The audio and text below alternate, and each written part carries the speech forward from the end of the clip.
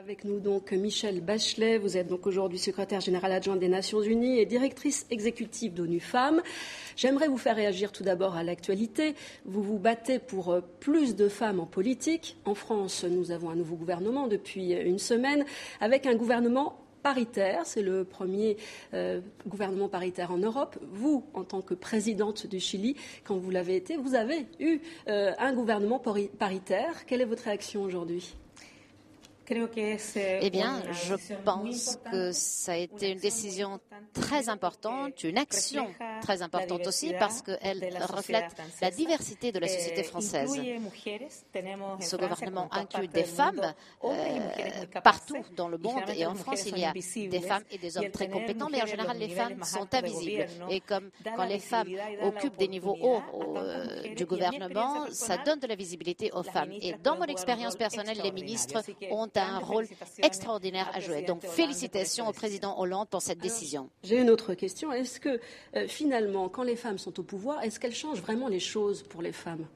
C'est un petit peu, je me fais l'avocate du diable, hein. Pas toutes les femmes sont sensibles à la thématique de la femme. J'ai rencontré des femmes en politique qui croient qu'il faut travailler pour que les femmes aient plus d'opportunités, et il y en a d'autres qui ne pensent pas cela. Je pense qu'il est essentiel qu'il y ait un agenda d'égalité de genre. Les femmes en politique ne doivent jamais perdre de vue le fait que peut-être elles ont eu des opportunités, mais il y a des tas d'autres femmes excellentes qui rencontrent d'énormes obstacles. Donc, il faut développer toutes les politiques, toutes les lois, parce qu'il faut aussi parfois modifier des lois qui vont permettre aux femmes d'accéder à la politique, à l'économie, c'est-à-dire pouvoir accéder là où les décisions sont prises. Parce qu'une société est plus démocratique et plus durable quand les hommes et les femmes sont plus représentés. La situation en France politique, mais vous avez des liens particuliers avec la France parce que j'ai cru voir que votre arrière-grand-père était français. Effectivement, ma famille venait de la Bourgogne, de Chassagne-Montrachet. Alors, il y a beaucoup de chemin à faire encore en termes de droits des femmes, vous êtes d'accord avec moi. Qu'est-ce qui vous paraît le plus important aujourd'hui, cette présence en politique, mais aussi d'ordre économique? Je crois que vous vous battez beaucoup pour cela aussi au sein de l'ONU Femmes. Nous avons tout d'abord un mandat universel parce qu'il est vrai que dans les pays développés, les femmes sont dans des meilleures conditions qu'ailleurs, mais il y a toujours des défis considérables. Par exemple, il y a une faible représentation politique dans les parlements, comparativement bien sûr, pour le développement de la société. Les femmes il y a une disparité salariale entre les hommes et les femmes, même si elles remplissent le même travail, la même fonction, et aussi il y a la violence contre les femmes. Dans les pays développés, il y a d'autres sujets qu'il faut aussi aborder. Et par ailleurs, dans le monde en développement, les femmes sont bien loin d'avoir atteint tous leurs droits. C'est pour ça que ma priorité est celle d'assurer qu'il y ait plus de femmes là où on prend les décisions, au niveau politique, au niveau économique, mais aussi comment continuer à lutter contre la violence faite contre les femmes.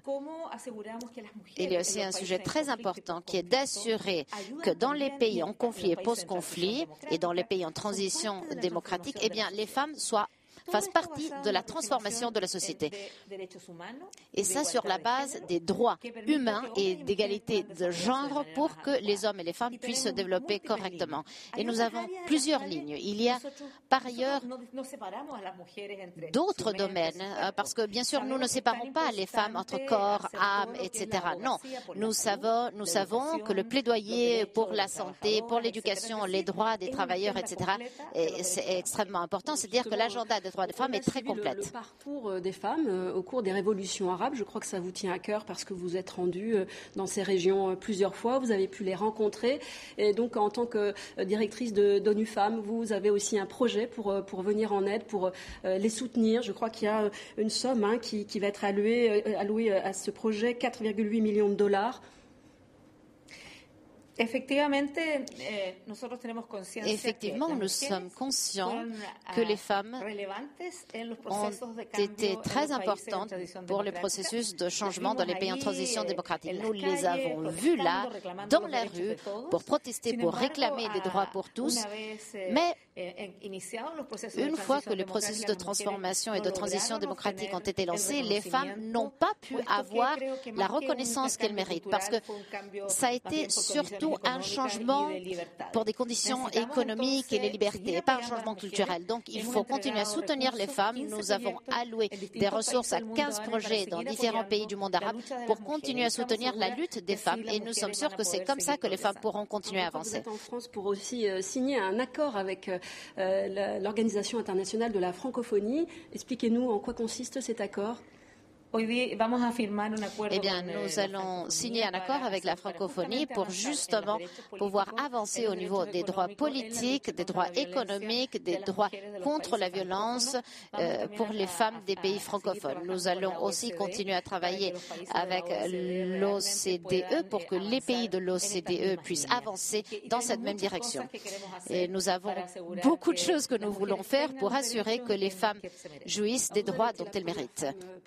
Une réaction par rapport à ce qui se passe en Syrie. Cela fait plus d'un an maintenant que s'y déroule une terrible répression. Beaucoup de réfugiés. Parmi ces réfugiés, évidemment, des femmes et des enfants et qui se retrouvent en situation précaire et dangereuse. Quelle est votre réaction par rapport à l'ONU, à ce blocage à l'ONU sur la Syrie ? Une douleur profonde pour tout ce qui s'est passé en Syrie. Et cette difficulté de la communauté internationale de soutenir de façon plus décisive pour réussir à avoir une paix sur la base de la capacité d'atteindre des accords entre les parties qui sont en conflit. Je pense que Kofi Annan mène un travail très important. La présence des observateurs militaires là-bas est importante. Il n'y a pas de force de la paix, mais il y a des observateurs militaires, presque 300.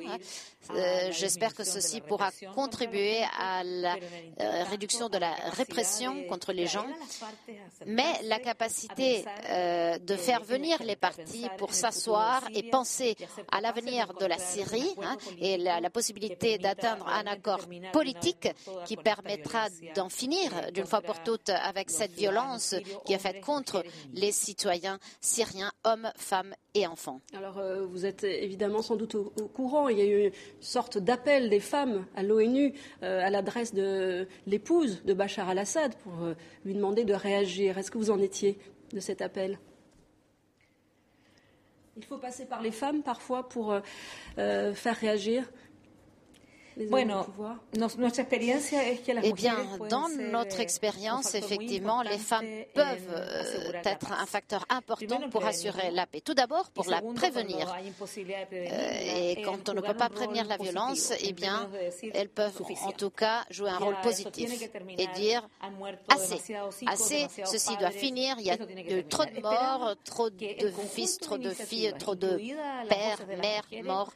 Donc, les voix de la femme doivent être entendu pour qu'il y ait une générosité, une stature politique dans ce type de situation et qu'on puisse arriver à un accord qui mettra fin de façon pacifique à ce conflit terrible. Alors, il y a d'autres conflits également en Afrique. En ce moment, il y a un regain de violence en République démocratique du Congo avec des femmes, des jeunes filles, des fillettes violées, le viol comme arme de guerre. Que peut faire l'ONU pour lutter contre ce fléau ? Nous avons vu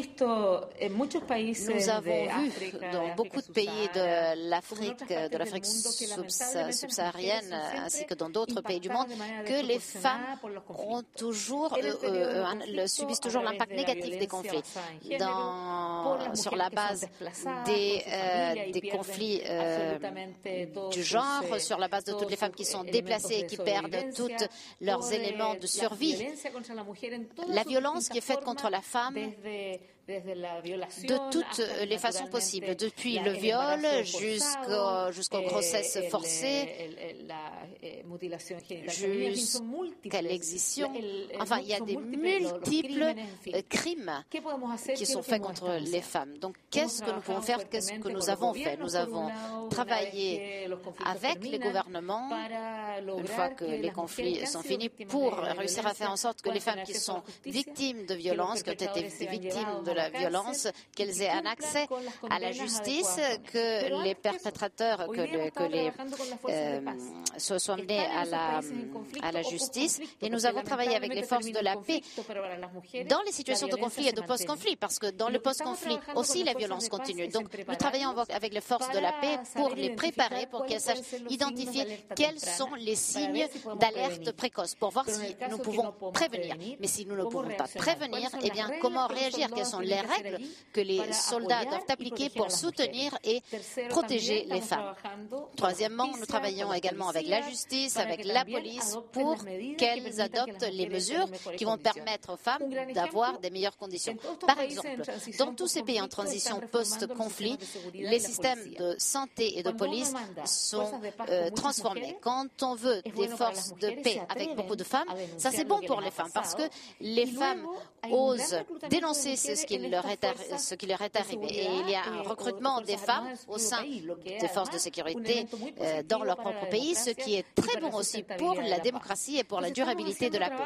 Donc nous menons du travail, on va dire, sur différents fronts. Et par ailleurs, nous formons les femmes pour qu'elles puissent être des négociatrices, pour qu'elles puissent être assises autour de la table où l'on négocie les accords de paix, et pour qu'il puisse y avoir de la prévention. Par exemple, nous avons formé plus de 300 femmes en Afrique, en Asie, et par exemple au Sénégal, dans les dernières élections, ces femmes qui avaient été formées dans ce type de session ont fait un réseau qui leur a permis d'être attentives à la violence qu'il y a parfois au cours des élections contre les candidates femmes ou contre les femmes qui vont voter, et aussi elles ont créé des réseaux pour avertir la justice, la police et les commissions électorales des irrégularités qu'il y avait. Et ces mêmes femmes ailleurs, au Mali et au Sierra Leone, sont en train de s'organiser pour les prochaines élections, et au Mali, il y a des dialogues pour la paix où les femmes ont agi également. Donc ce sont des interventions que nous avons déjà faites et qui donnent des bons résultats. Alors vous parlez de réseau de femmes. Le réseau des femmes, ça marche aussi pour l'économie. Les microcrédits, ce sont les femmes qui les tiennent dans le monde. Effectivement, il est très important d'assurer des revenus économiques pour les femmes. Les femmes sans revenus ont de très faibles chances de pouvoir choisir. Nous travaillons sur plusieurs fronts, dont celui de soutenir la capacité des femmes à développer leurs propres projets, avec des microcrédits, mais aussi avec d'autres éléments. Nous voulons assurer qu'elles aient une alphabétisation financière, pour ainsi dire. Les femmes doivent savoir comment se gérer dans le monde financier, comment aussi apprendre à gérer des notions d'administration pour que les microcrédits, elles puissent les gérer de la meilleure façon. Mais il y a aussi d'autres éléments. Les femmes rurales, par exemple, la production de la sécurité est dans les mains des femmes. 70 ou 80% de la production agricole est entre les mains des femmes, mais elles n'ont pas l'accès à l'eau, elles n'ont pas les droits sur la terre. Donc, nous voulons leur apprendre à pouvoir garder l'eau, comment gérer la technologie pour ajouter de la valeur ajoutée aux produits, comment accéder au marché. Et nous allons aussi avoir un projet avec les 3 agences de Rome, c'est-à-dire la FAO, la IFAD et le programme alimentaire, pour leur apprendre à mener ces initiatives à une échelle plus grande pour bénéficier encore plus de femmes en Afrique. Alors, vous nous le dites, on a besoin d'argent pour faire fonctionner les choses. Alors l'ONU Femmes, racontez-nous ce que c'est, cet organisme, comment ça marche. Et je crois que le budget n'est pas encore énorme pour l'ONU Femmes. Je crois que c'est encore un combat à mener pour vous. ONU Femmes est une entité qui cherche justement à établir l'égalité des genres et à donner le pouvoir aux femmes. Comme on le disait tout à l'heure, essayer que les gouvernements, la société civile, le secteur privé, tout œuvrent en faveur des droits de femmes pour pouvoir y avancer. Cette prise de pouvoir par les femmes est très importante. Et la violence du genre et le rôle que les femmes peuvent jouer dans les conflits et après les conflits est central. Mais nous travaillons aussi dans l'immigration, l'éducation, la santé, les personnes qui vivent avec le VIH-Sida, parce que la femme est un ensemble.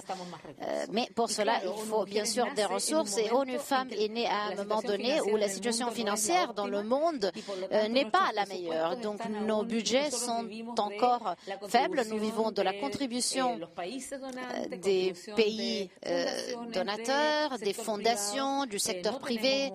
Nous n'avons pas un financement important des Nations Unies parce que nous sommes un programme qui essaie d'obtenir des ressources. Mais nous sommes optimistes et nous pensons qu'une partie de notre tâche sera de continuer à chercher des ressources parce que nous savons que la femme est essentielle. Si nous voulons avoir un développement durable comme celui dont on va parler à Rio+20, à Rio en juin, eh bien, la femme est essentielle pour les objectifs du millénaire. La femme est essentielle pour répondre aux problèmes du changement climatique. Donc, si c'est comme ça, il faut continuer à soutenir les femmes à ONU Femmes, mais dans les autres organismes des Nations Unies, l'UNICEF, ONU SIDA, le PNUD, etc., pour avoir plus de ressources pour les femmes. Un des sujets que je vais aborder à l'OCDE, c'est le besoin d'avoir des politiques cohérentes avec les diagnostics. Tout le monde dit que les femmes sont essentielles pour tout, mais quand on regarde les ressources que les différents pays ont allouées aux investissements, par exemple, pour les femmes en agriculture, eh bien, seulement 5,6% de l'aide extérieure des pays de l'OCDE est dirigée aux femmes. Donc il faut regarder comment on peut améliorer notre capacité de dire les femmes sont essentielles, eh bien donnons-leur leur soutien qu'elles méritent. Merci Michelle Bachelet. J'aurais une dernière question, j'aimerais poser à la femme Michelle Bachelet, qui a eu ce parcours incroyable avec aussi beaucoup de souffrance au début de votre vie, à votre adolescence, avec évidemment ce qui s'est passé au Chili. Après toutes ces années de combat, qu'est-ce qui vous reste aujourd'hui comme souvenir et quel serait votre prochain combat ? Je dirais que mon plus grand engagement est en faveur des droits humains. Les droits des personnes, hommes et femmes. C'est comme ça que j'ai agi toute ma vie, au niveau personnel, individuel, au niveau familial, au niveau politique. J'ai lutté pour le droit des hommes et des femmes. Dans mon rôle de ministre, de présidente, aujourd'hui, en tant que directrice exécutive d'ONU Femmes, eh bien, les droits des femmes, qui constituent la moitié de l'humanité, sont pour moi une tâche qui, pour moi, est très importante, me remplit d'enthousiasme, même si elle est complexe, difficile. Donc, c'est cette lutte en faveur des droits humains qui m'a vraiment fait bouger, qui m'a rempli de passion. Et sans aucun doute, jusqu'à ma mort, jusqu'au jour de la mort, je continuerai à lutter en faveur des droits des hommes et des femmes. Merci beaucoup, Michelle Bachelet, d'avoir accepté notre invitation sur TV5 Monde pour Terrienne. Merci pour votre engagement, merci pour votre combat. Et je vous souhaite évidemment bonne continuation à vous. Merci encore. Merci à vous de nous avoir suivis sur TV5 Monde et sur Terrienne. Restez avec nous.